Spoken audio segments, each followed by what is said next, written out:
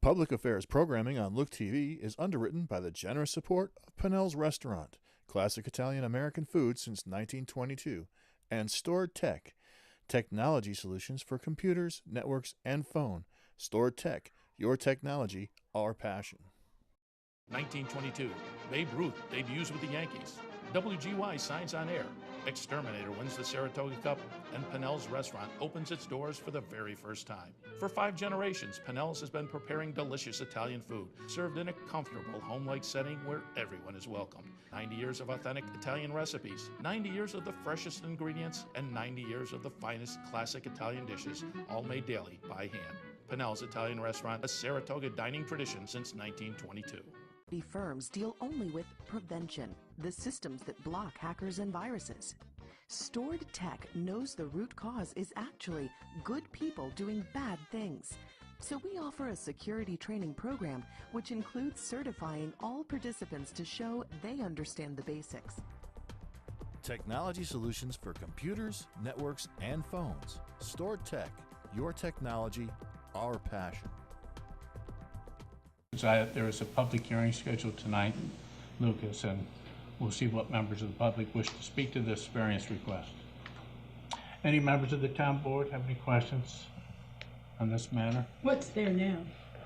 Right now, it's a septic tank next to the garage with some sort of stone bed underneath the driveway, which is approximately 55 feet from that northerly well. So we're proposing our elevated bed about 15 feet further away from that well. So we'll have a lot better soil treatment as well with the new fill. So, Thank you. And some of the variances are because it's a raised bed. You don't go to exactly where the field is. You have to go where the, what's the term called, where it meets the taper. the taper. Right. Okay, seeing no further questions by the town board at this time, I'd like to open up to the public. Any member of the public wish to speak to this sewage disposal variance application for Peter and Karen Bogert? Yes, there is one member, Lucas, so if you'll step aside for a minute. Kathy Bazzoni. I'm very in favor of this. I didn't know if anybody had discussed putting a UV disinfecting light at the outlet of that Claris fusion. It's just a thought because of the close proximity to the well, even though it is down gradient, and close proximity to the lake. Thank you. Any other member of the public wish to speak to this application? Seeing none, Lucas, you want to be turned to the board, please?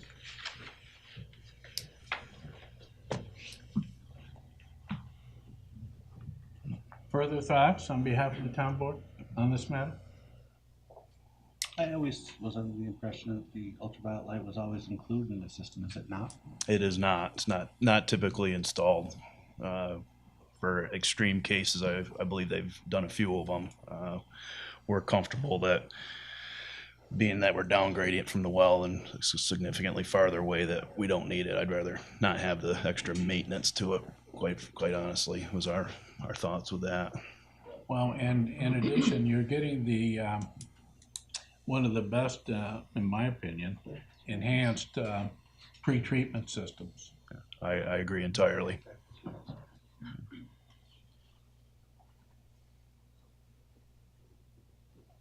Are you comfortable? Yeah. Okay. Motion to approve? I'll introduce. Introduced by Councilman Medevere. Seconded by I'll second. Councilman Farrell. Roll call vote on this application 1.1. Councilperson Switzer, Yes. Stroud, Yeah. Medevere, Yes. Atherton, Yes. Brown. Yes. Good Very luck. good. Thank you very much, Brad. Thank you. Next item for the Queensbury Board of Health, please, Rose. This is a resolution setting a public hearing on sewage disposal variance application of Magical Shores Acres LLC, Crasto Residence. All right, so this is setting a public hearing. Public hearing, it will be November 5th. The light is 10 Wood Point. I know it says 10 Woods Point, but it's 10 Wood. There is no plural. It's owned by Magical Shore Acres, or family of Grasto. And Dennis McElroy of Environmental Design Partnership has designed the Elgin GSF system. And so this is to set a public hearing on November 5th. Okay? So if there are any questions you would like, I don't know if Mr. McElroy or the applicant's present, but this is just to set the public hearing for this matter. Okay. Motion to set the public hearing for November 5th on the resolution setting the public hearing on disposal variance application of Magical Shore Acres. I'll introduce. Introduced by Councilman Medevere, seconded by Seconded. Councilwoman Atherton. Roll call vote on this, please. Councilperson Stroud, Yes. Medevere, Yes. Atherton, Yes. Barone, Yes. Switzer. Yes. Okay, so public hearing on this application will be November 5th. That's it for the Board of Health. Is there a motion to move out of the Queensbury Board of Health? So moved. Moved by Councilman Ferone, seconded by Second. Councilwoman Switzer. All those in favor say aye. Aye. It's unanimous. We're out of the Board of Health. We move on now to the first and only, a public hearing. And Rose, would you tell the public about what the public hearing is? This is a public hearing on local law of 2018 to amend the Queensbury Town Code by adding a new chapter 137 entitled Septic Inspection Upon Property Transfer. Okay, there is public hearing, and there is a seeker that has to be done on this as well. So, the public hearing is on something we've been working on for several years. We call it the Property Transfer Law. It's also entitled the Septic Inspection Upon Property Transfer Law. It's adding a new chapter, chapter 137. We've had 2 informal information sessions on this, along with a variety of town board workshops on this matter, and a lot of discussions with the public on this matter. So what we have before us tonight is the result of a long process. We did listen to the public, and we did alter it, and many times. So the format that comes to us tonight is the format that we felt comfortable with, at least making the presentation tonight. Okay. There are some potential changes in there made by Kathy Pizzoni, little grammatical things. Are we going to do on-site with a hyphen or not? We have to make that determination, just make that congruent. And then we have to decide what date we want it to be effective. It says in here September 1st, but what date do we want it to become effective? We did change the wording in it. Some of you were worried about the wording in that the prior resolutions talked about it being in accord with town and local law and state law. We eliminated that and we put in upon satisfactory inspection in accordance with the protocol set forth in paragraph 5 below. The Building and Codes Enforcement Officer will issue to the property owner a letter of acknowledgement confirming that the on-site wastewater treatment system is functioning properly.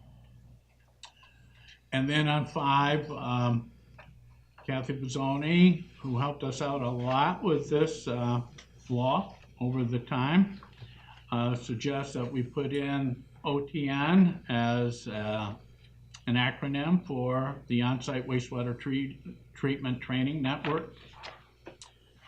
And then we added to the exemption that if you have had the town inspected, or if you had your on-site wastewater treatment system inspected, and Kathy suggested we get rid of system, it's redundant, and it's been passed by the town inspection in the last 3 years, you do not have to go through this process again. Okay, so you asked for those things in the most recent informational meeting, and we heard you, we listened to you, and we made those changes. And then on page 6, Kathy says that in evaluating appeals in B, not form, it should be from. So there's some little changes that we know we have to do at this point, but again, there's a public hearing on this, so there might be other changes as well. I just wanted to inform you of some of the ones that we knew of. So there's a public hearing on this tonight. I'll open the public hearing. Members of the public who wish to speak to this, please indicate your interest in doing so by raising your hand. Blue shirt, sir.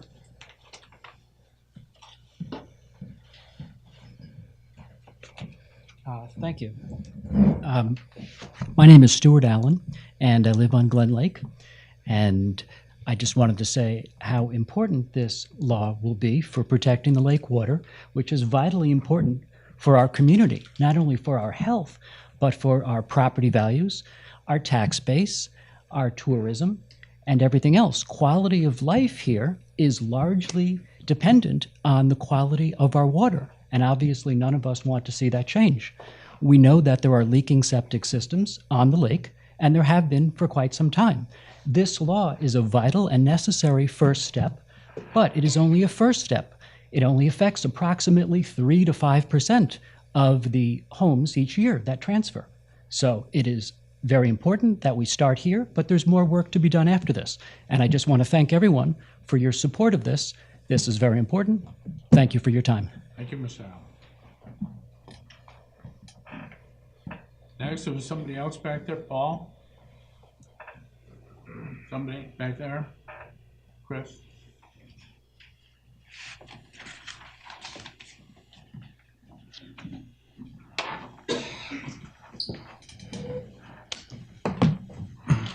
Good evening. Chris Nowitzki, Lake George Waterkeeper. The Waterkeeper would like to thank the Queensbury Town Board for taking a very proactive measure for the protection of public health and natural resources. The US EPA estimates that up to 8 million systems are failing at one time, discharging over 1 billion gallons of inadequate sewage into our receiving environment daily. And over 50% of those systems are greater than 30 years old, with no possibility of meeting Clean Water Act standards. Your proposal addressing septic systems at the time of transfer is a well-established standard that is implemented by many states as well as numerous counties in New York State. It is surprising that an area blessed with abundant lakes, many of which that are used for drinking water, has failed to implement such protection measures, especially when the condition and details of the septic systems at many times are unknown. For example, data collected on existing systems during the establishment of the North Queensbury Wastewater Disposal District in Dunham's Bay found that there was no information on 2/3 of the systems, nothing in the town files or anything. And if there's nothing known about the system, there's no maintenance being performed to keep that system up. Additionally, our algal biomonitoring in Dunham's Bay has been tied to the organic pollution sources, i.e. septic systems. Through a grant program initiated through the Fund for Lake George, 16% of these systems have been upgraded. Now, just some of the data on that. So 9 systems have been upgraded. Of those 9 systems, 8 of those had metal tanks within 40 to 60 feet of the lake, and the other one was a cesspool. There were 5 other systems have been completely replaced, and 4 of those systems were really unknown. They weren't researched. So you can see right now there's been a total of 14 systems replaced, and you can see the type of components that have been removed. The Waterkeeper is supportive again of the town board's proposed septic transfer law as a means to improve the number of non-compliant systems. but it is our opinion the proposed law should be strengthened to satisfactorily address this issue. The findings should also cite the necessity to protect public health as many people use Lake George and other waters for drinking water source. 2, regarding 137.4b, it is our opinion the proposed property transfer inspections should apply to properties outside the WR district, as failure of these systems can impact human health and water resources, such as properties located along streams and drainage swales where there's really no required setback. Another item in that 134B where they talk about the process to set up the inspection. I think a key component of that is a lot of that relies on the individual homeowner to set up the pumper and to come out there. A key aspect of that is that those tanks should be surcharged, meaning that you run an average daily flow into that tank before you actually have that checked. So therefore, you can put that average daily flow into that system, where if somebody has that system really with no demand on it, and then they go in to pump that out, it won't have that surcharge of an average daily flow. So I think that should be worked into the criteria. Regarding 137.4b5, we recommend that the language say that all septic tanks should be concrete or plastic, and that all holding tanks should be equipped with a solenoid water shutoff valve that will stop the flow of water to the structure once it has reached the level above the high water alarm, so that if there is a problem with the holding tank and water continues to flow into that, it'll hit that solenoid shutoff and cut off the water supply. 136.5e defines a failure, and this is the reference to the 136 in the town code regarding failure as an individual sewage disposal system shall be deemed as having failed if groundwater or surface water is shown to be contained sewage that is leached from the system. We feel that that definition should be expanded to include contaminants associated with wastewater that could impact human health or water quality, such as nutrients, chlorides, and etc. And under 137.4d, when you talk about what could a failure consist of, it says allowing a tank to be pumped 4 times a year to be acceptable. We feel that that's excessive and should be reduced to no more than 2 times per year. In conclusion, the Fund for Lake George and the Lake George Waterkeepers support the town of Queensbury for the proposed septic inspection property transfer law with the recommended amendments to increase protection of human health and water quality. The town has been proactive on this issue through the formation of the first wastewater management district in the Lake George watershed and continues to demonstrate leadership with this proposal. I can submit this in writing if you'd like. Thank you. Okay, thank you.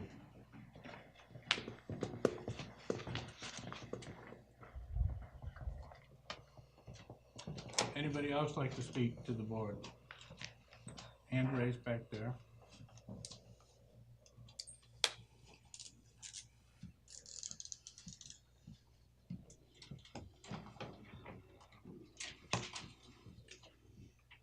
Good evening. Please identify yourself. My name is Sal Overliner. I have property at 11 Gray Ledges Drive in Dunham's Bay, and I strongly support the town's measure to impose this law for the transfer of property. I think it's very important that we continue to take steps to protect the lake, or the multiple lakes within the town.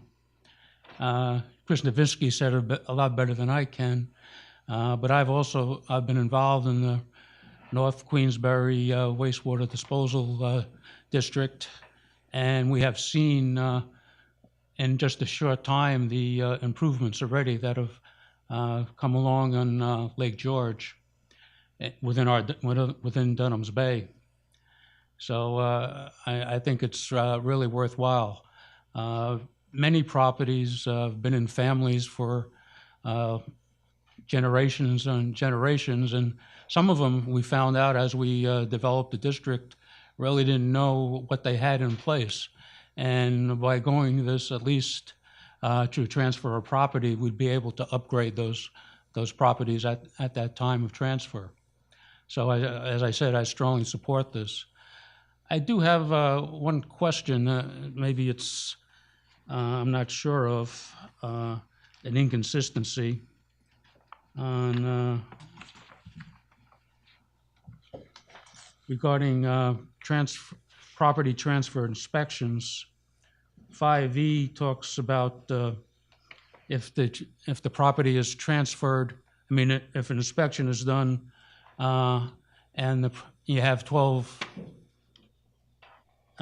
months prior to the conveyance before you need another inspection. That's fine, but then, as you mentioned earlier, let me get it on exemptions, number 4, as you mentioned earlier, if the system is inspected, you have 3 years. So to me, at one point, you have 1 year and then 3 years. So I would, in my opinion, I would go with the 1 year, because a lot can happen in 3 years. You're not sure of how the system was, especially if it was during the installation. It may not have been installed properly or may not have been operated properly. So I think it's makes sense to have it, within 1 year. So those are my comments. I'm not sure if that's inconsistent or not. Yeah, well, we'll consider that. Okay, thank you, Sal. And for the reporter, would you spell your last name? Sure. Ervolina. Thank you. Thank you. Anybody else like to speak to the board?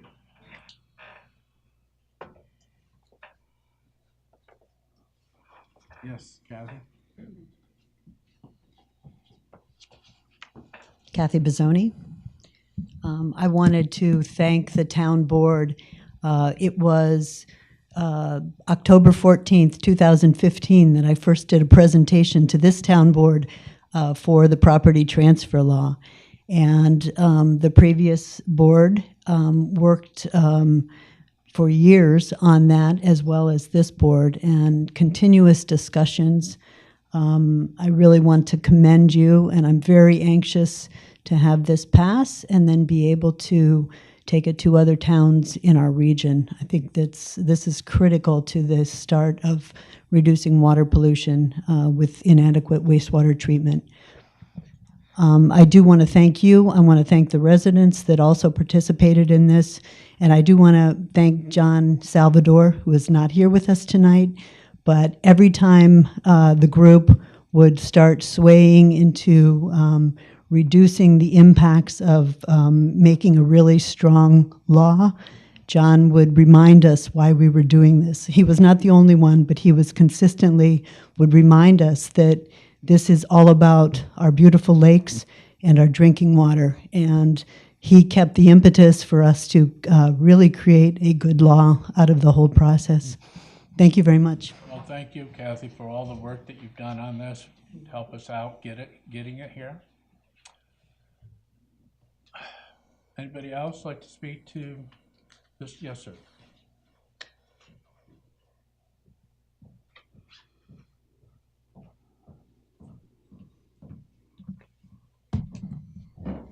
Good evening. I'm Pat Dowd from the Lake George Association. I want to echo my colleagues and say thank you for your work in getting this law together.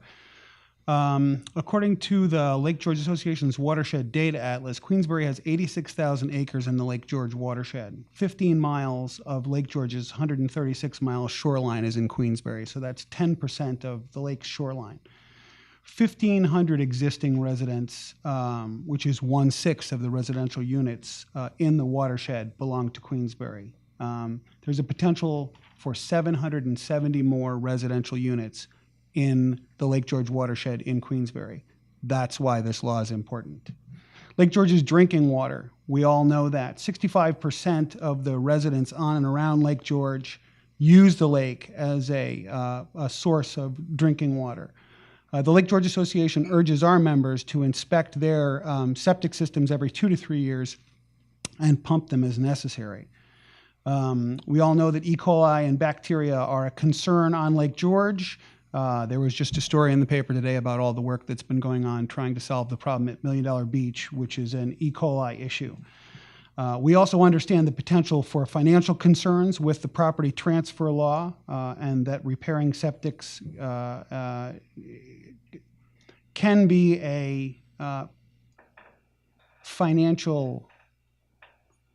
can be very expensive if they are not working properly, but they need to be working properly in order to protect the drinking water that is Lake George.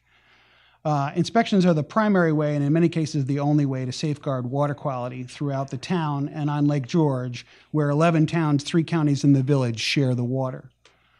The septic system checks show that you respect your neighbors, you respect your community, and you respect the future generation's ability to use and enjoy what we're all using and enjoying now. The Lake George Association supports this local law, and we urge you to pass it. It will be protective of the lake's water quality. Thank you. Mr. Dowd. Anybody else like to speak to the proposed property transfer law?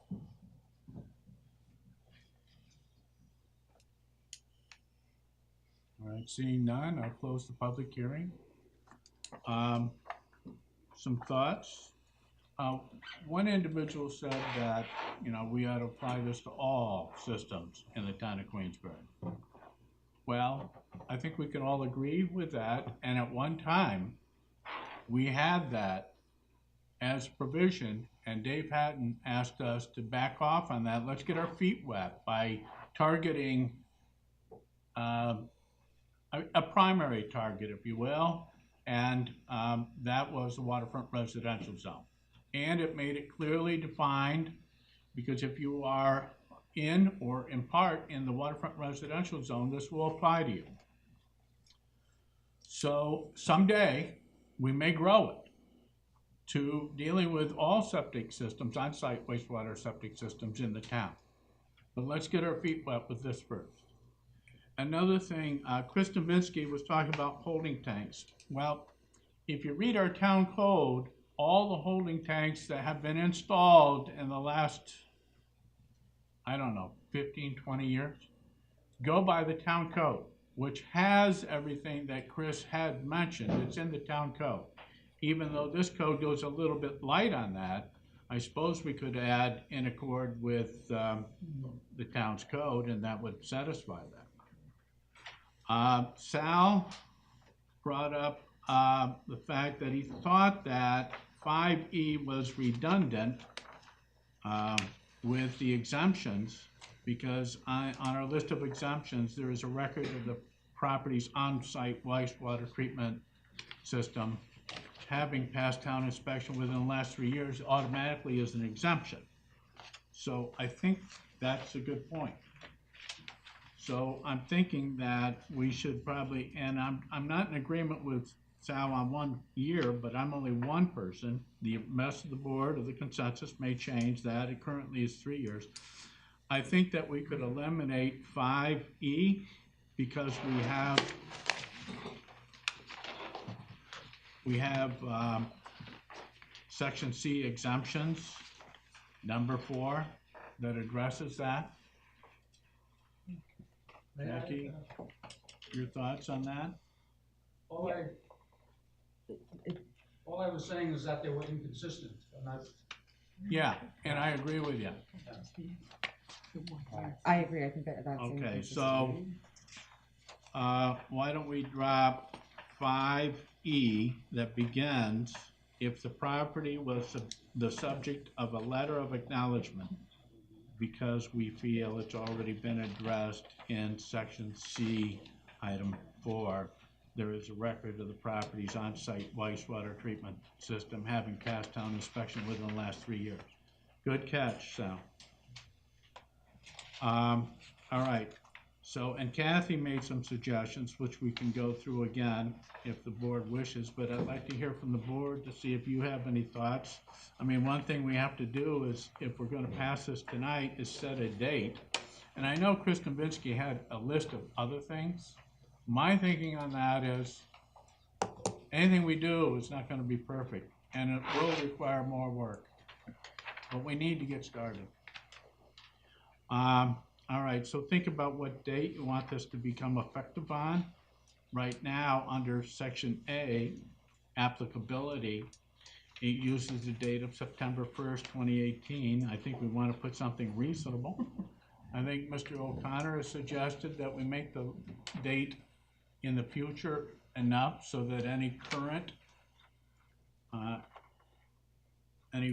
property transfers that are underway right now wouldn't have the additional burden, unexpected burden here. So let's think about an appropriate date, such as I might suggest January 1st of 2019. That's what I was thinking. John, the question was raised, which would be addressed here too, not only property transfers, but family transfers. So not a sale, but if anybody's in the process of transferring property in family, would they be exempt as well? So I think we should address that by making it a January 1 date, and those transfers would be completed by then as well. So that gives them the heads up. Yes. Any other thoughts? All right. January 1. January 1. Okay, that's a consensus. So let's go through on-site. Are we going to do on-site with a hyphen or without a hyphen? Jackie, you always use a hyphen. I don't feel strongly about that. So why don't we just go through this and make it consistent one way or the other? Any on-site. With the hyphen? Yeah, let's put the hyphen in because you use it elsewhere. Kathy, I know if you read the town code, we have the hyphen in all the rest of it. I was just saying Department of Health is consistent without it. Yeah, but I don't think it really makes any difference in the long run. Just as long as we're consistent, and I think that was a good point. All right, on section B, paragraph 5, which is on page 3 of the proposed law, Kathy made another good suggestion that following New York on-site, see, and they don't use a hyphen there like Kathy pointed out, wastewater treatment training network, that we put in parentheses the acronym for that, OTN, be included between network and materials, okay? You see what I'm saying? Are you on paragraph 5 that starts off with the OWTS? Yep. And if you go down and you'll see New York On-Site Wastewater Treatment Training Network. The acronym for that is OTN. Okay. Capital O, capital T, capital N, and we would place that acronym in parentheses between network and materials. All right. Because then in the sentence it starts including the OTN system. So it just gives the reader a little bit of clarity in what OTN is actually stating. It's stating the New York On-Site Wastewater Treatment Training Network.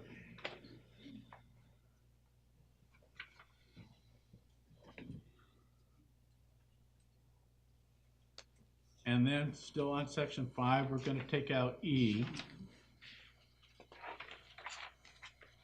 And on page 4, talking about exemptions, Kathy just said that in paragraph 1,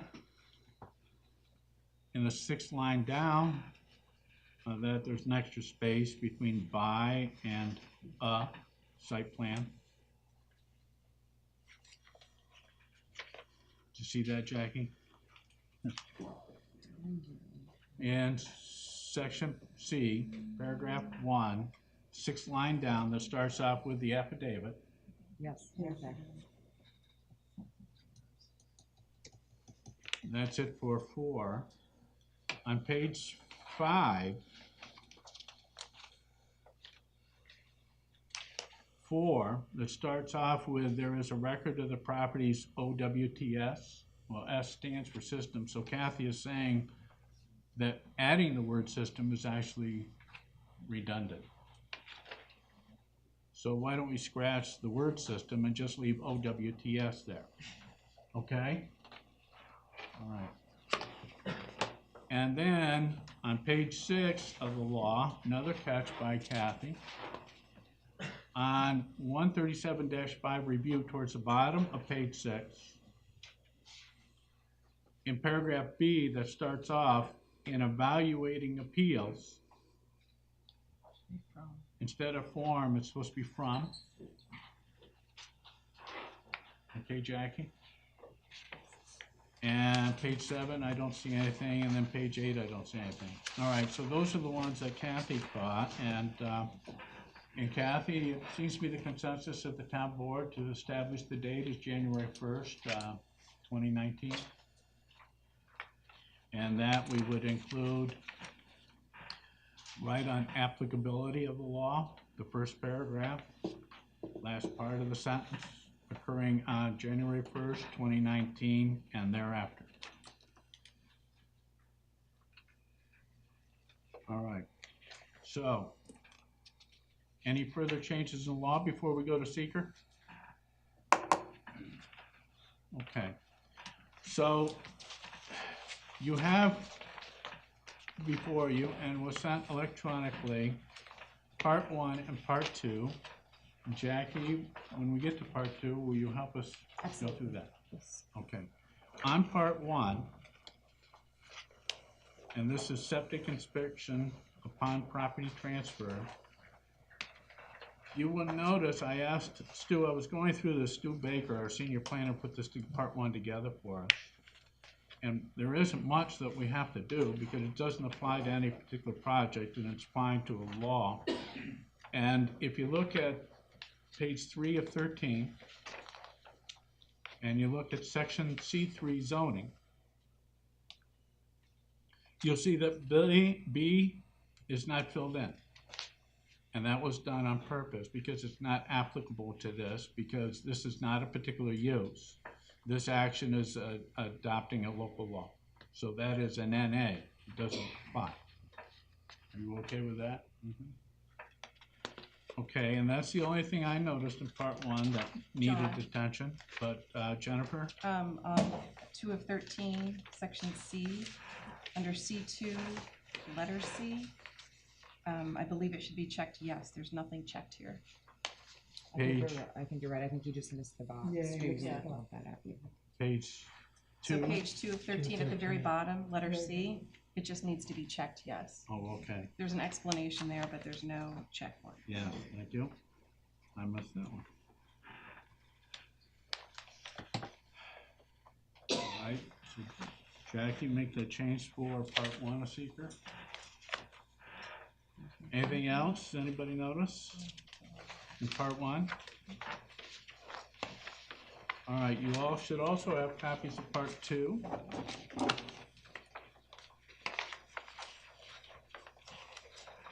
So, as we all know, the point of the secret review is to determine whether or not there's going to be a potential environmental adverse impact as a result of the proposed project, which is here the adoption of the local law. Part 2 of the EAF form is where you walk through, and we have a long EAF form. It's not the short form that I'm sure you've seen in the past. So this is the longer one. There are 18 questions that we're going to walk through and determined if they're being answered yes or no. If any of them are yes, there's then a whole slew of subset for each question that you'll have to go through. And then after we go through this process, the board can consider whether or not they're going to issue a negative declaration or a positive declaration, meaning whether or not you think there's an adverse environmental impact that could result, okay? So we're going to start with, and everyone has this in front of them, I assume. It was attached right after your part 1. So number 1 of the part 2 says impact on land. Proposed action may involve construction on or physical alteration of the land surface of the proposed site. And that's a yes or no. No. No? Okay. And number 2 is impact on geological features. The proposed action may result in the modification or destruction of or inhibit access to any unique or unusual landforms on the site. Again, we don't have a site-specific issue here, so. No. So we can go on to 3, impacts on surface water. The proposed action may affect one or more wetlands or other surface water bodies. No.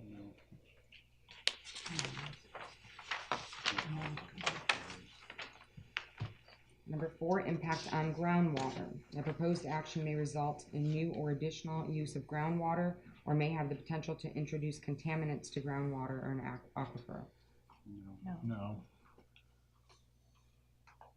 Impact on flooding. Number 5, the proposed action may result in development on lands subject to flooding. No.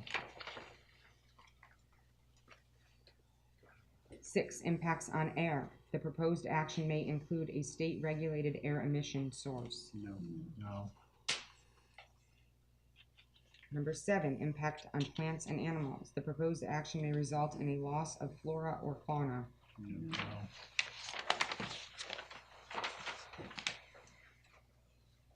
8, impact on agricultural resources. The proposed action may impact agricultural resources. No.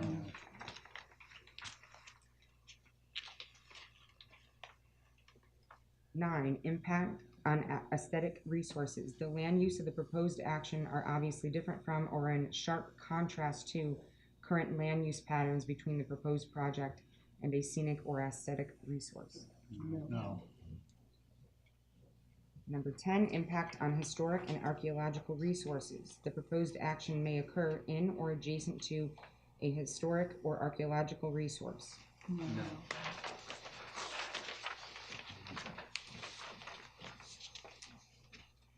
11, impact on open space and recreation. The proposed action may result in a loss of recreational opportunities or reduction of an open space resource as designed in any adopted municipal open space plan. No. 12, impact on critical environmental areas. The proposed action may be located within or adjacent to a critical environmental area. No.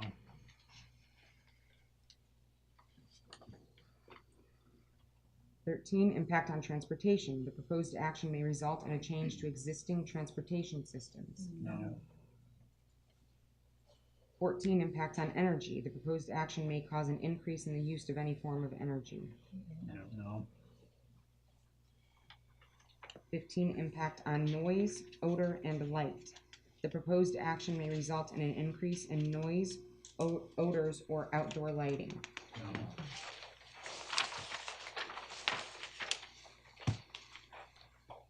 16, impact on human health.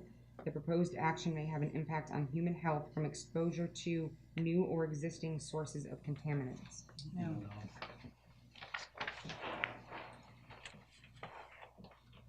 17, consistency with community plans.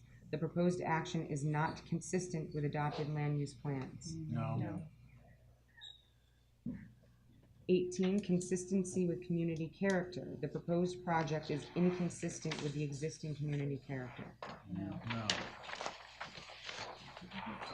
Okay, thank you, Jackie. Now, as part of the resolution, it says that we have considered the legislation. We've reviewed part 1 of the full environmental assessment form to analyze potential environmental impacts of the law, not a particular project.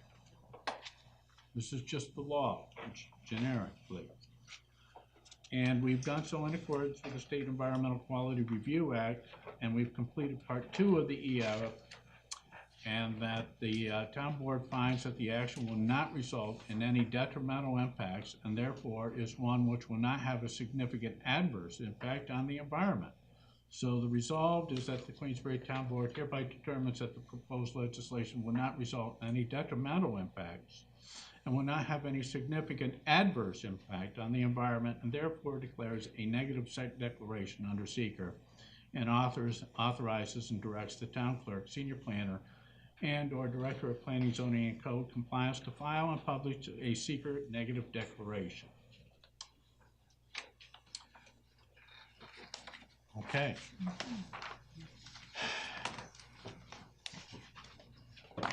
Anyone want to?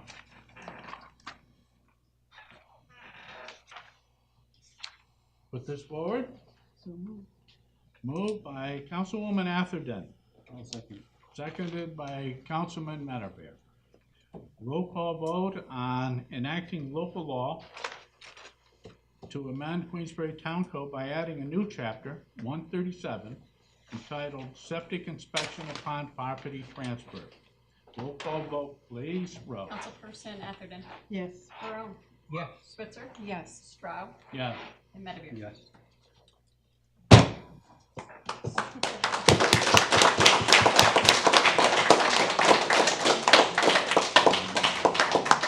And I want to thank the members, many members of the public, to help us with this. It was a broad effort, a long effort, probably still needs work, but it's one of the first in the area.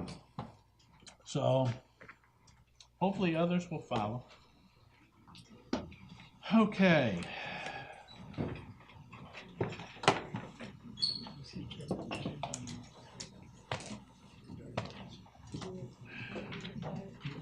Next, I gotta find my agenda.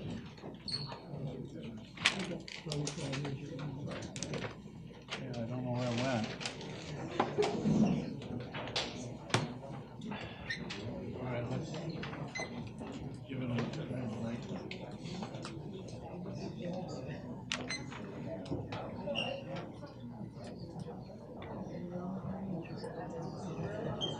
Nice to see you.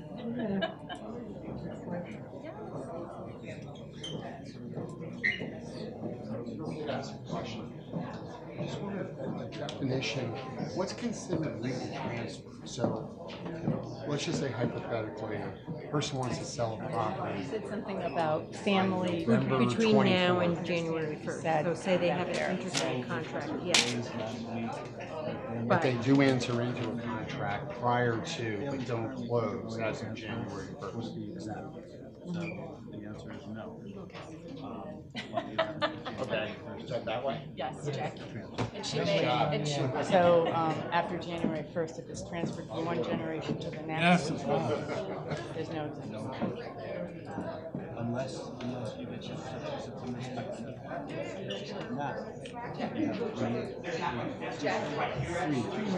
three. So pass this inspection now. That So, would be good for. if the law doesn't. Okay, thanks.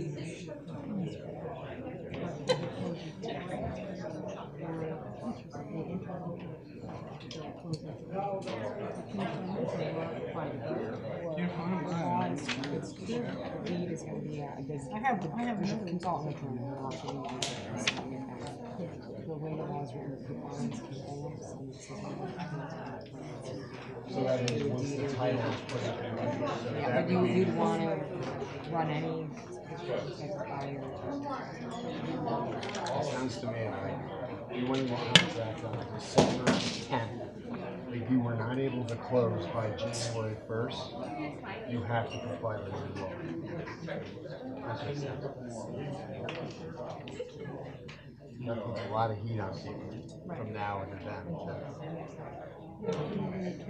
And then the other Yes. question about the holding tank. Okay, people, let's bring this to order again, so we can move on. Thank you. Oh, there's other meetings. All right, well, we have 13 resolutions before us tonight. Some of you might say there's 14, but we're polling 4-6, and I'll explain why when I get to it. But this part of the meeting pertains to the resolutions before the town board tonight. I will go through and describe all 14 of them, but we're only going to deal with 13 of them. And then I'll give the public an opportunity to speak to any of the resolutions before the board. Now, if you have another topic that's not related to the town board, the applications, but is related to town issues, you can ask me those questions, and I'll give you the opportunity to do so, but that will be at the end of the meeting, toward the end, okay?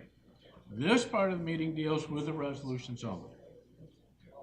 Okay, so, resolution 4.1. It's a resolution authorizing 1-year extension of time for J.D. Michaels Holdings LLC to install top coat of blacktop on Burnt Hills Drive and Wooden Lane in Burnt Ridge subdivision. All right, they are asking for another extension of time because there's still a lot of construction work going on here. Construction work, construction trucks, and heavy equipment do not have a positive impact on roads, so we leave the sub-base down. The thinking is that when construction is pretty much done, we will put the developer will put the final surface coating on the road. All right, they have put escrow aside to assure that this gets done, $91,000. So this is a resolution just asking us to give them, okay, Michaels Holdings, J.D. Michaels Holdings, another year to allow further construction before they have to put the final, or what they call top coat, on the roads in their development. Resolution 4.2. Resolution authorizing 2018-19 Justice Court Assistance Program grant application for grant funds from New York State Office of Court Administration. All right, the town board might say, well, this looks familiar. Didn't we do this already? Yes, we did. All right, well, the New York State didn't like some of the little wording that we've used, copy and paste for years and years and years. So we had to reword this so that it's more in their liking, very small change, but it directs the town of Queensbury Justice Court. I think the previous resolution said just Justice Court. It didn't say Queensbury Justice Court. All right, here we are. We'll make it their way. 4.3. Resolution authorizing participation in New York State Department of Environmental Conservation Grant Program with Lake George Village and other municipalities, Village of Lake George Regional Road Salt De-icing Reduction Project. Okay.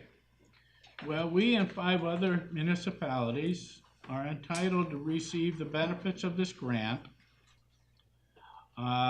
It's a DEC grant, and we're going to get a live plow, and we're going to get some salt brining, spreading, and storage equipment.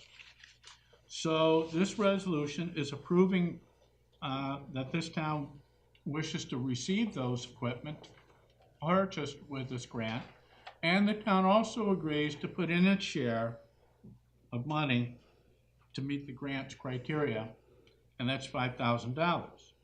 So we're going to get what they call a one truck max. It is a type of plow. It's called a live edge plow. It has sections that are about 18 inches, and they go across the length of the plow face, and they're spring loaded. So the uneven surface of a paved road is better plowed by using a live edge plow.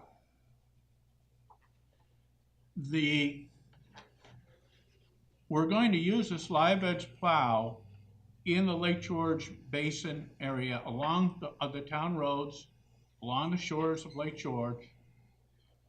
We will get, if the highway department likes this, and the other highway departments have liked this very much, we will get another one. But right now, this is getting our first one.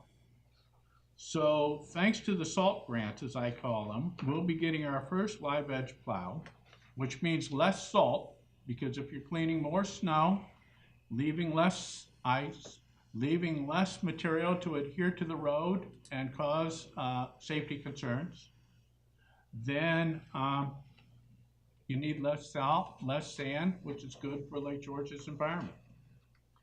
So again, the plow is about $20,000. And then we're getting some a 1,035 gallon brine spreader, value at $7,350. A 3,000 gallon tank, value at $1,391. A 1,000 gallon tank at $585, totaling $9,326. So we have already received one 300 gallon brine spreader. So for a total, we will save $35,326 worth of new salt reduction and plow equipment. And our financial contribution would be $5,000. Pretty good deal overall. 4.4. Resolution authorizing engagement of Kenflex Inc., Service Award Program Specialist to provide administration and support services for 2018, 2019, and provision of 2018 standard year-end services. Okay, this is a service that does the administrating of our LoSAP or our retirement program that we offer volunteer firefighters. They do the administration, distribution of fees, and they do their auditing to make sure that the right people are getting the right amounts and so forth. This is a slight increase over last year's. This increase is, it's $150. So for distribution service fees, this year it's going to be $12,900. It was $12,750, so a slight increase. And then the audit portion, it was $295. This year they want $345. So slight increases in both cases to administer our retirement program for our volunteer firefighters. Resolution 4.5. Resolution setting public hearing on Town of Queensbury 2019 preliminary budget. Okay, we have the preliminary budget right here. It's also online, or will be. We'll have the public hearing on the budget November 5th, right here. Wait till you get the final. That, well, after that gets, if it gets approved, then you'll get the final. More paper. I know. Catherine's really upset about it. Yes, she is. That's all she's talked about all night.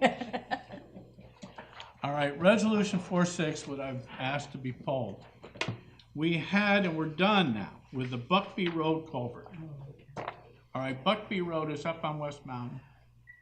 And the one man here knows it better than any of us. He's sitting in the front row, Mr. Stack.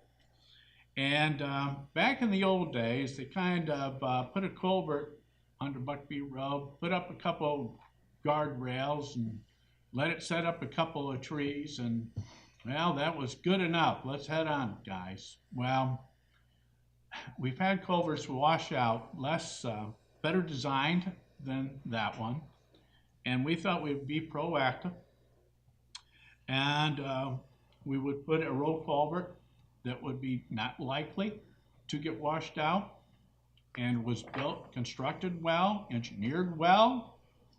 We'll deal with some of these severe rains that we do get more and more. So, so the road will be more dependable. Public safety will be more reliable. Now, they hit some bedrock. They had to do more blasting than anticipated. So they had some extra charges. And so we had a resolution made up. See, we allocated $186,000 towards this, but with the extra charges and everything, it came to $1,092,124. But then the engineer that was working for us from Chazen argued that there was some other work that they didn't have to do that went better than anticipated. So why don't we get a break? All right, so the two parties sat down and got a break and decided that the money that was allocated to this, $186,000, that'll be it, no more. So we really don't need the resolution. So that's why I pulled 4.6. All right, 4.7. Resolution authorizing road striping work of Seneca Pavement Marking Inc. All right, we have a new highway superintendent that Gail went ahead and gave approval to a striping company to do some striping on town roads at a cost of $26,676. And we said to the new highway superintendent, did you get town board approval? Said, no, I didn't think I needed it. Well, you do. Yes, this is the very same. I can see Kathleen Moore's brain turning. It's the very same company that caused us some stress with DEC and others, who did some striping late in the night up the side of a mountain. The striping was thicker than normally put down, which means it did not dry in time, and the rains fell, and the striping washed out, and it ended up on at least one person's car. That person whose car went on, the striping company has offered to pay. We went up in the puddling areas and we went down and we put B-dry down, we shoveled it up. I went up there with David Duell. We did an on-site inspection. We determined what needed to be done. We told the DEC what we were going to do. They were happy with what we were going to do. So we took up the puddles that were colored. We put down cones on the center stripe that was not dry yet. And we abated any further environmental issues that may have come forward. And the company is going to come back and restripe. They paid for the woman's car that got discolored because of this. And any other costs that occur because of their work, they've assured us they will pay us for. In the meantime, we have to kind of go back and approve the payment to this company, and that's part of this resolution 4.7. 4.8. Resolution authorizing amendment of Town of Queensbury Employee Handbook, Section 208, sexual harassment. Okay, a lot of work here. New York State really wants all employers in New York State, including municipal employers, but all employers, to be tougher, more proactive with sexual harassment in the workplace. So they want the training to be interactive. It explains what sexual harassment is. And if someone makes a complaint, so if the town board approves this policy, I put together a complaint form guided by the state. A lot of it was plug and play just for us. We put together a PowerPoint which is interactive. All training for the sexual harassment has to be interactive.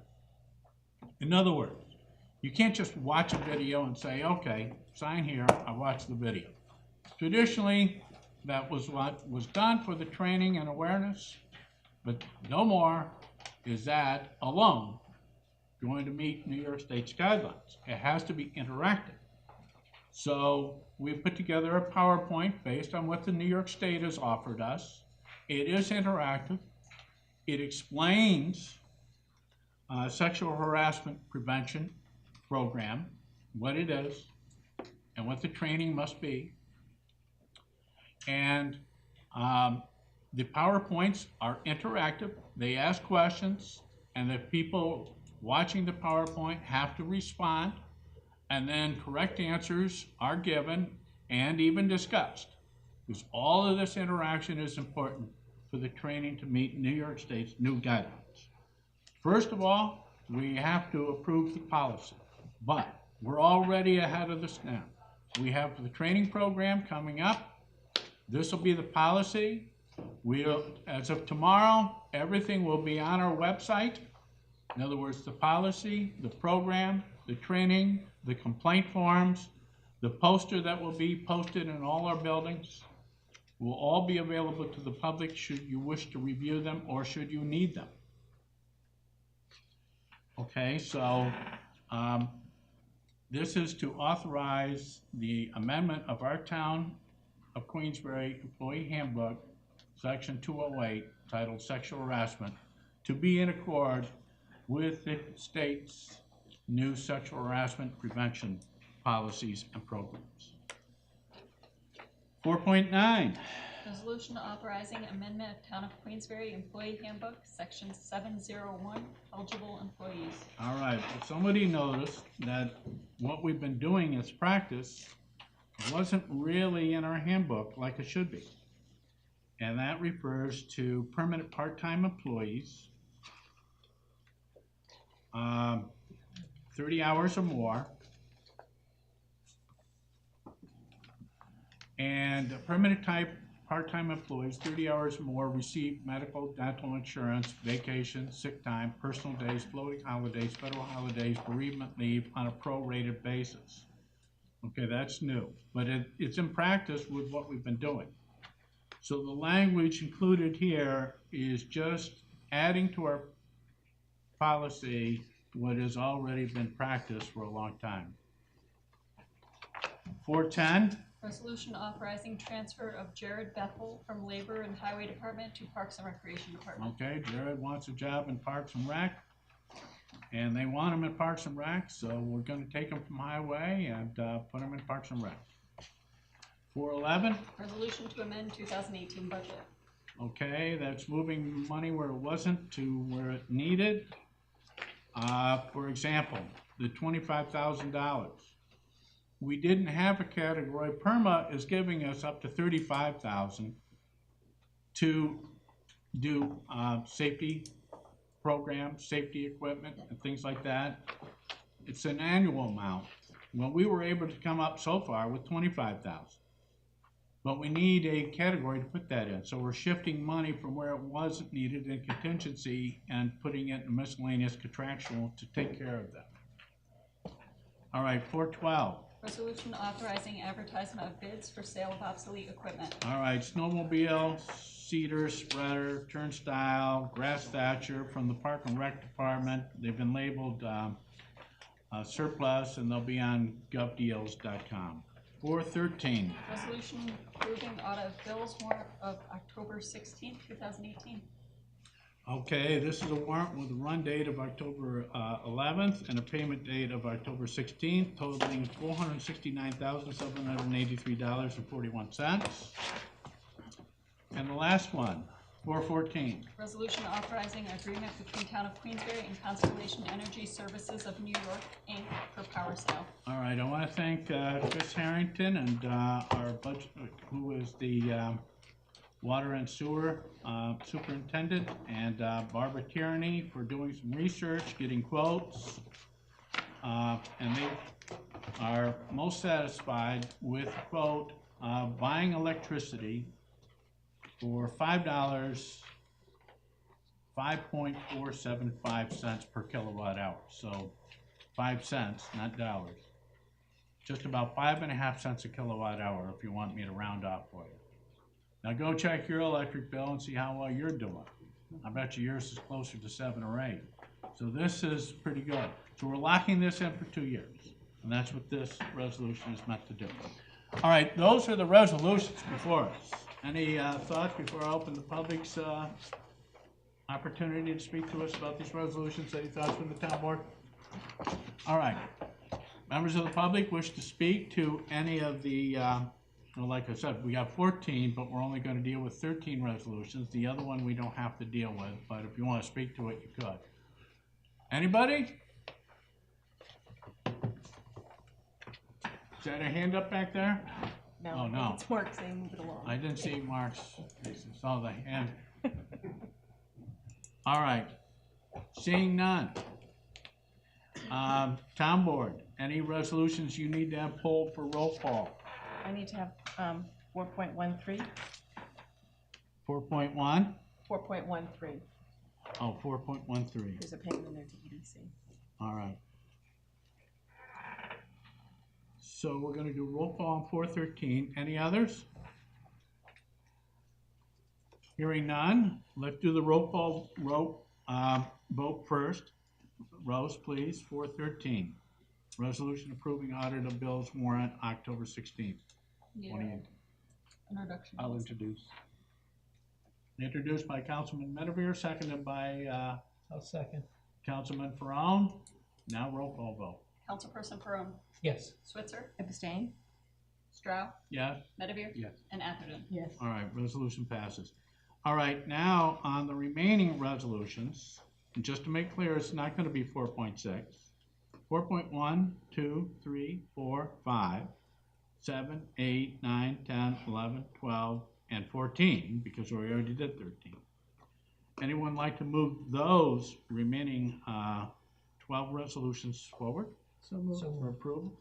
All right, I'll second. motion made by Councilwoman Atherton, seconded by Councilman Farrell. Roll call vote on the remaining resolutions, please. Councilperson Switzer, Yes. Stroud, Yes. Medivere. Yes. Atherton. Yes. And Perone. All right, resolutions pass. All right, any correspondence? Yes, I presented the 2019 preliminary budget. And that's it. And privilege of the floor. This is an opportunity for any member of the public to speak to the town board about any town issue. So if you're interested, raise your hand. No, I see none. Do we have two Mr. Stecks here? Yes, we do. All right. So having no one seems to be interested in speaking to the town board about other town issues, let's talk about town board discussions. Jennifer, I think it's your turn to start. It may be a little late, but tomorrow is Adirondack Regional Chamber of Commerce business fair. So again, it's probably a little late for The Business Expo? their business expo, so it might be a little late for people to be seeing this. But just wanted to give a shout out to the chamber, the great work, again, the number of years that they've been doing that. And if you can get a chance to go over and see what's going on tomorrow. And that's all I have. Okay, thank you, Jennifer. George? Just as a public service announcement. Yeah. Okay. I know our next meeting is November 5th, but we're about 20, 21 days from election, and just reminding people to get out there and do their homework, do some research. It's your opportunity to make a choice, and now's the time to look at all the candidates. You know, whether you're Republican, Democrat, liberal, conservative, regardless, you have an opportunity to vote. You should take an opportunity to do that. Do your research now and get out there and vote. That's a good announcement. Good. Thank you, George. Good PSA. Catherine? Two things. On Monday, October 22nd, is the next film of the In the Public Interest series that we run at Crandall. It's run at Crandall. It's at 6:30 p.m. and it's called The War on the EPA.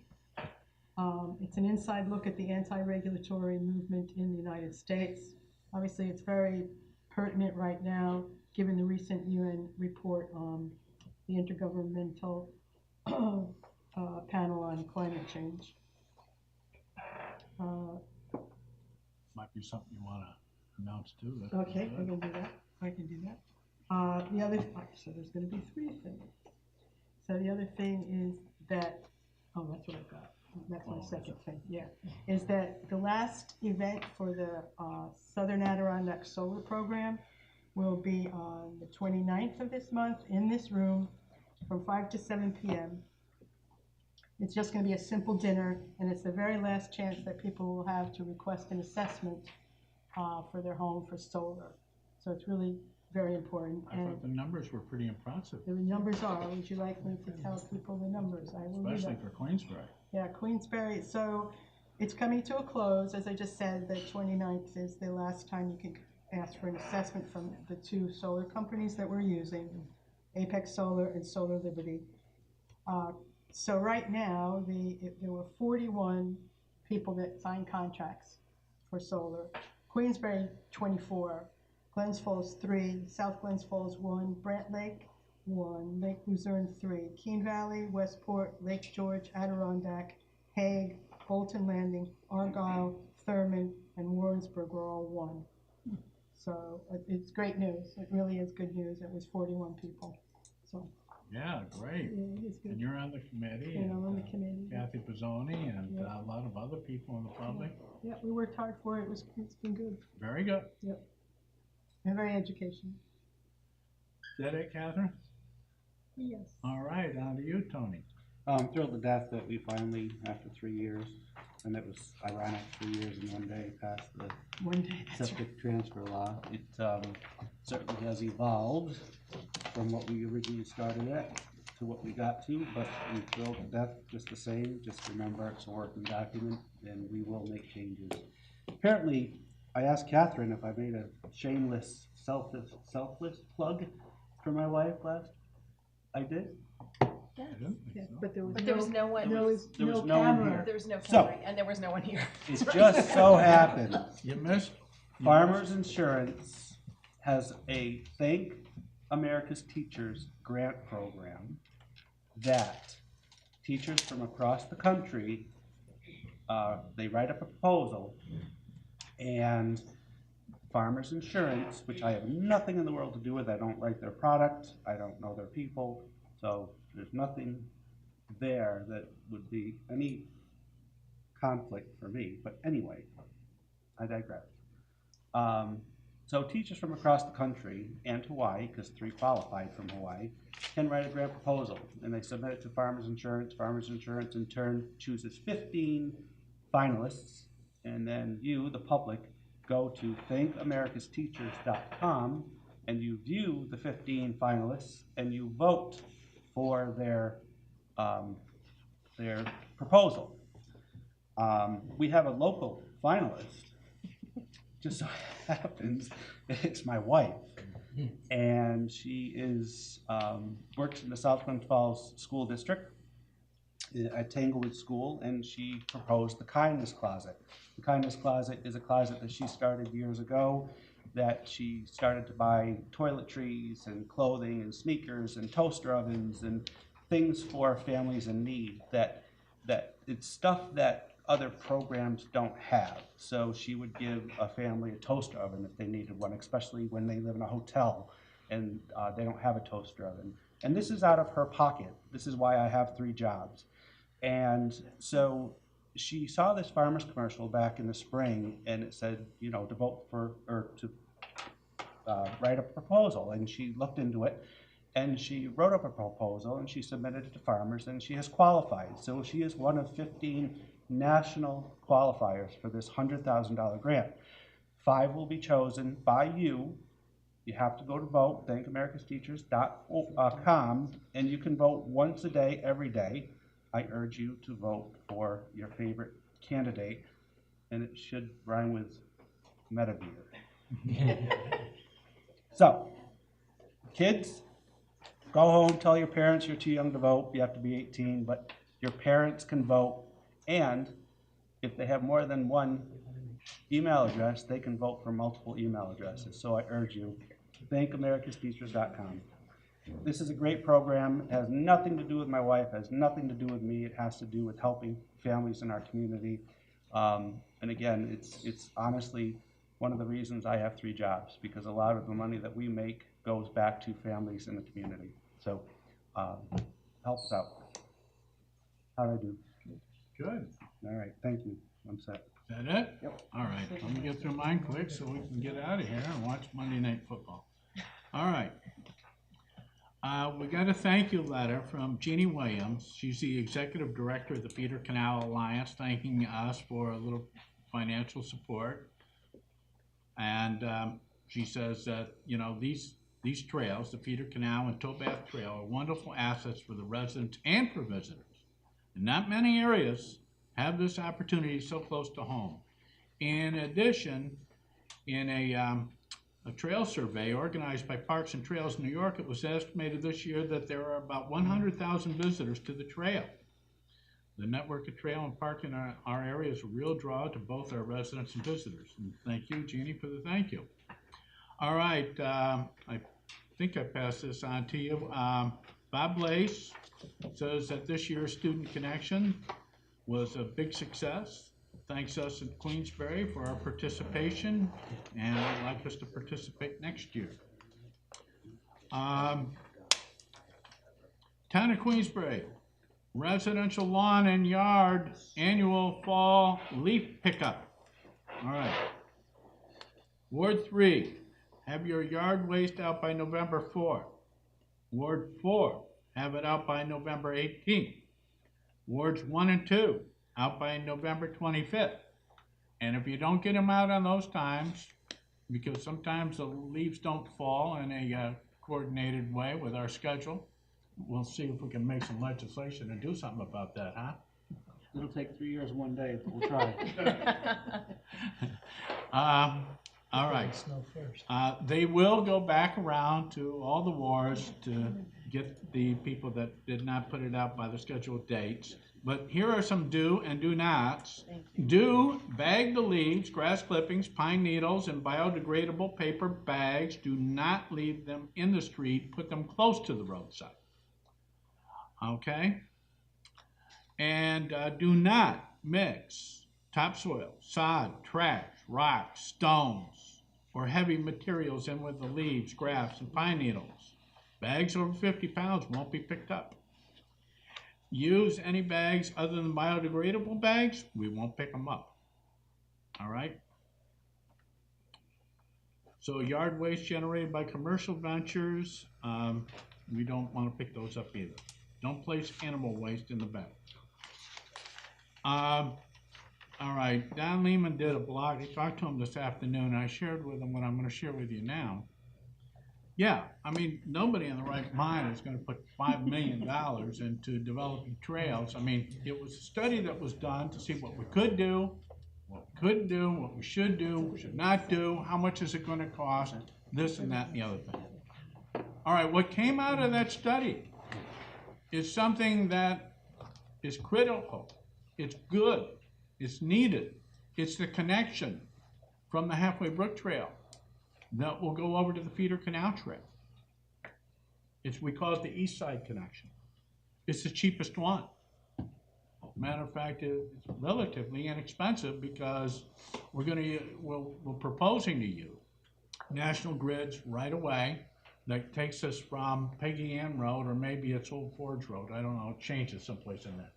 Goes behind Hidden Hills, then comes out on Luzerne Road, over by the Dome and between Queensbury Septic and the Dome. So it comes out on Luzerne Road. So then you have to improve the shoulder on Luzerne Road, down to Richardson Street. Richardson Street is already bicycle friendly. And bingo, Richardson Street goes right to Overlook Park, which is the head of Feeder Canal Trail. Feeder Canal Trail will connect with the Champlain Canal system. It also connects with the Warren County Bikeway so that all systems are interconnected. So Betty Little called me up and she said, do you need anything? I said, yeah. So she has tagged, I still got to do the paperwork and so forth, but she's tagged $150,000 for us to do that East Side Trail. Thank you, Betty Little, for thinking of us. And to thinking of the general community at large, because once we get these trails interconnected, that's going to be a wonderful thing. So, you know, and you talk about money. They told me when I was thinking, keep in mind I was new to this, putting in the Rush Pond Trail, they told me, John, that's going to cost you $2 million. I go, gee, really? I didn't know what I was getting myself into, I guess. All right, I did it for $200,000. And that's not even knowing what I know now. I could do it for cheaper than that. I'd know what corners to cut now. So I did it for 1/10 of the price that they said I was going to do it for. I don't think you cut corners. I think you were just fiscally prudent. Yeah, well, volunteers, and I got 2 Eagle Scout mentor badges for Eagle Scouts helping me put that trail in. So there are ways of reducing costs and also creating something that's wonderful for the community. So I got to thank the Eagle Scouts or future Eagle Scouts. So if you're looking for projects, I got some. So anyhow, I shared that with Don Lehman because well, it doesn't seem to make sense, but you know, something very productive came out of that study. Wouldn't have known about this other connection otherwise. So no, we're not spending $5 million. Probably be more like 200,000. We'll get this other trail in. And it'll all be interconnected. We'll have something wonderful. All right, talking about trails. Queensbury Land Conservancy. Were donated, well, for lack of a better term, Sullivan's property, the Sullivan family. Bob Sullivan dedicated a whole lot of acres off of Sullivan Road, over between Sullivan Road and the RV park in those woods. And they developed a trail system, and they had an open house. And after I went kayaking that morning, I went and traveled the trails. They're wonderful. Not all of them. I mean, you didn't travel all the trails, but they're all No, wonderful. I got to be careful about what I'm saying. If I say that Lance Falls spilled 8,000 gallons into the Hudson River, yeah, that was one event. And so he says, well, sometimes they spill 45,000. Okay, the point was They're all wonderful. that it's You only have an comparative. opportunity They're to comparative. All right, and they're all wonderful trails. I really like the Ridge Trail the best, so I want to give credit. Now, drum roll. This is the moment you've all been waiting for. Oh, boy, I thought you. And did I sent you copies? Yeah. Yes, the October 15th Supervisors Report to Town Board and Community. All right, so September 25th, Tuesday, we did a visit to the Niskayuna Water and Sewer Garage, okay? And Councilman Ferone went with me. We saw what Niskayuna did, the same kind of building that we're looking for the Highway Department. It was 100 feet by 250 feet. Yeah, approximately the size we're looking for. Approximately the size that we're looking for. They built that plus some auxiliary buildings to it and site work for about $3 million. So, you know, we need a new garage for our snowplows, and we would like something similar. So we went down and did a site visit, and it was very nice of Niskayuna Water and Sewer to accommodate. All right, September 26th, Wednesday, had a safety committee meeting, and then had a community action board meeting, and then did a SUNY ribbon cutting at the Culinary Arts Center named Seasoned over on 14 Broad. On Thursday, September 27th, Environmental Concerns Committee, SUNY board meeting, Pathway Corridor open house information meeting. Then I met with the city and the mayor to look at stormwater pollution prevention, and what can we do to help. Now, we being people in general, not just Queensbury. Okay, so that was a busy day. September 28th, Friday, Economic Growth Committee. I did the Ben Osborne Golf Tournament, and so did George. And we didn't win anything, did we? We didn't know, unfortunately. Jeez, I thought we were close. And then I had to leave early. The reason why I'm asking, because I went to the Henry Crandall Award Gala, and Mark Bean was being awarded. He's a good guy, former student. September 29th, Saturday, nothing. September 30th, Sunday, Taste of the North Country, of course. October 1st, Monday, County Facilities Meeting, Highway Garage Site Layout Meeting, and the Town Board Meeting, October 1st. Joel, you missed one. October 2nd, Tuesday, Budget Meeting with Barbara and Joanne, Park Operations Management Committee, Tourism Committee, Occupancy Tax Committee, and it was my wife's birthday, October 2nd. Yes, so she's 27 again. October 3rd, Wednesday, Fun for Lake George's Salt Summit. All right, so NACL, salt levels have risen in Lake George 300% in the last 30 years. We need to reduce salt use, and we need to do it now. All right, so the plan is to measure, calibrate, analyze, improve, optimize our salt use so that we keep safe roads, but we do so with a minimum of salt. Best management practices can reduce environmental harm and costs, and it's adversely affecting well water even, because it's getting into the groundwater. Anything exceeding 20 parts per million impacts human health.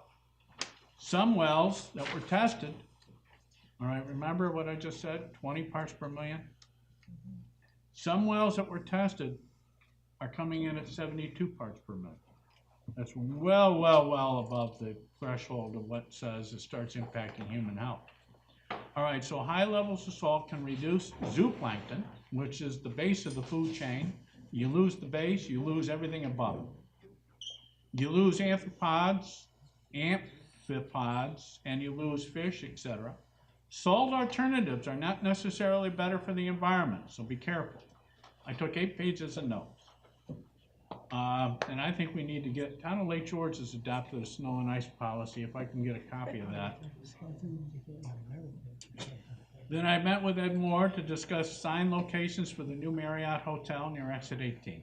All right, October 4th, yeah, that was all in one day. Thursday, went to Warren County EDC meeting, or the Planning and Zoning Forum rather, and I want to thank Andy Allison, EDC folks, and Chris Hunsinger for all putting together a great Planning and Zoning Forum. And then I had a Lake Champlain, Lake George Regional Planning Board meeting, and then I went to the Leo Cody Wake.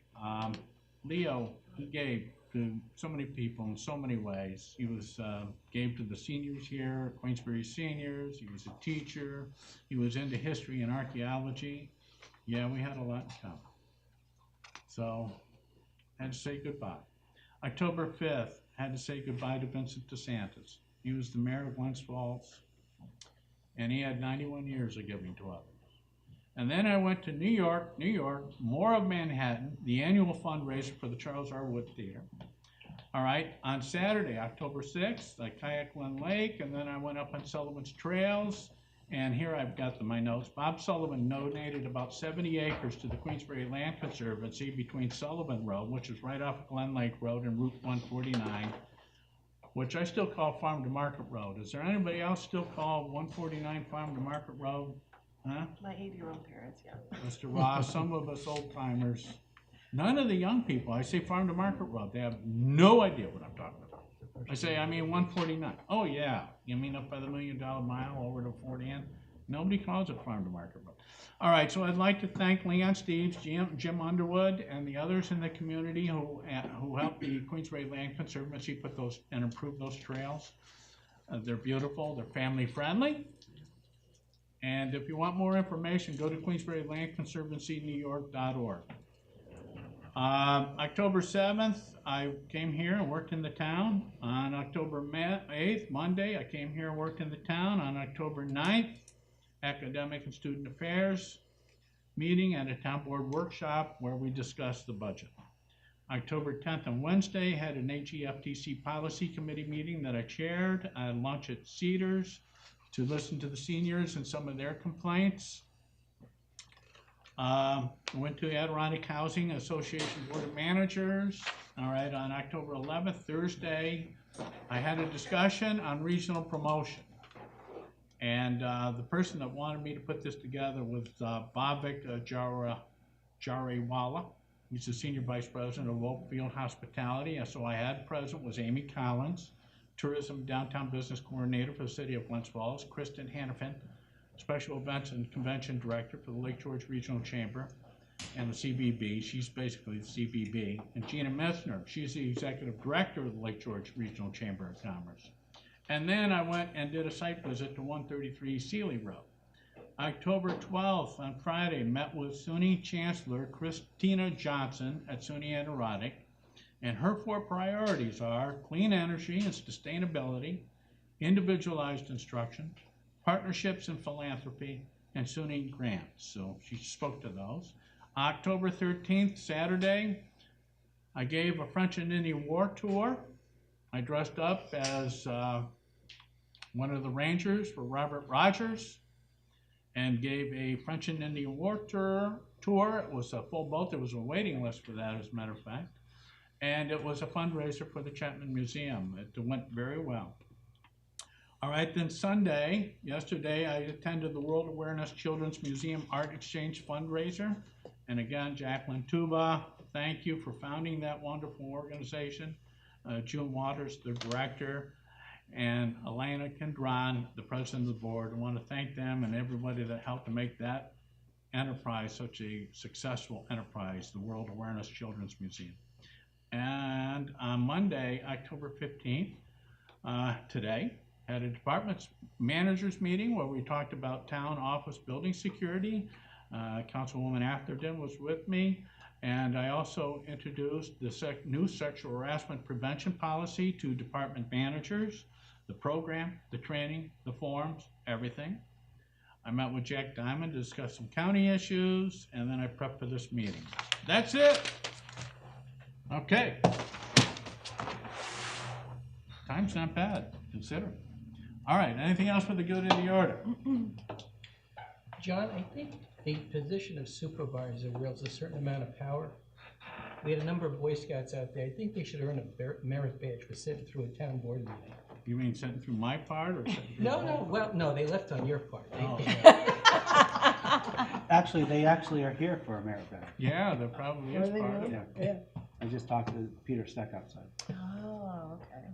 All right, well, I'd like to thank Town Council President at this meeting, Jackie White. And I'd like to thank the Town Board and Rose Mellon. And the members of the public who came tonight. Joel Barlow, he's the TV man for Look TV. Kathleen Moore, Post-Star reporter. And our sponsors, especially Stewart Tech. So I wish you all a safe and good night, and we'll see you on November 5th. A motion to adjourn made by Councilwoman Switzer, seconded by Councilman Perot, and all those in favor of adjourning say aye. Aye. We're adjourned. Public affairs programming on Look TV is underwritten by the generous support of Pinnell's Restaurant, classic Italian American food since 1922, and Stored Tech, technology solutions for computers, networks, and phone. Stored Tech, your technology, our passion. 1922, Babe Ruth debuts with the Yankees. WGY signs on air. Exterminator wins the Saratoga Cup, and Pinnell's Restaurant opens its doors for the very first time. For 5 generations, Pinnell's has been preparing delicious Italian food, served in a comfortable, home-like setting where everyone is welcomed. 90 years of authentic Italian recipes, 90 years of the freshest ingredients, and 90 years of the finest classic Italian dishes, all made daily by hand. Pinnell's Italian Restaurant, a Saratoga dining tradition since 1922. Firms deal only with prevention, the systems that block hackers and viruses. Stored Tech knows the root cause is actually good people doing bad things.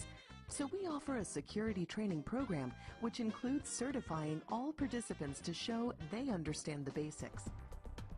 Technology solutions for computers, networks, and phones. Stored Tech, your technology, our passion.